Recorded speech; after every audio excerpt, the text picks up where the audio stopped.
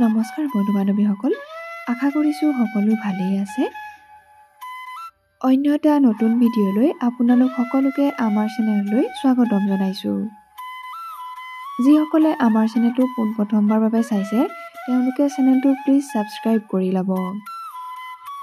এইবাৰ বিয়াত বহিবলৈ ওলাইছে জনপ্ৰিয় ধাৰাবাহিক বেহাৰবাৰী আউটপোষ্টৰ স্ক্ৰিপ্ট ৰাইটাৰ পল্লৱ পৱন বৰাই।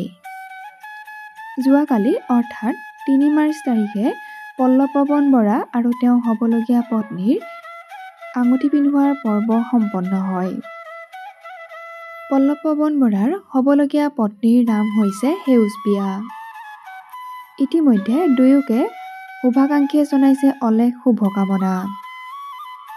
এই শুভক্ষণত সকলোৰে পৰা আশীষ বিচাৰিলে পল্লৱ পৱন বৰাই। সামাজিক মাধ্যমত তেওঁ এটি বিশেষ পোষ্ট শ্বেয়াৰ কৰি লিখিছে, যুগ্ম জীৱনৰ প্ৰথমটি খোজ আগবঢ়ালোঁ। মৰমৰ মানুহগৰাকী সেউজপ্ৰিয়াৰ শিৰত সেন্দুৰ আঁকিলোঁ।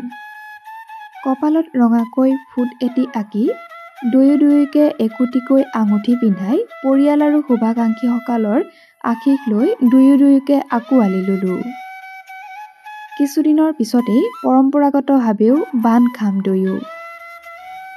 তেওঁলোকৰ এই মাংগলিক অনুষ্ঠানত উপস্থিত থাকিল বেহাৰবাৰী আউটপোষ্টৰ অভিনেতা-অভিনেত্ৰীকে ধৰি সকলো কলাকুশলী।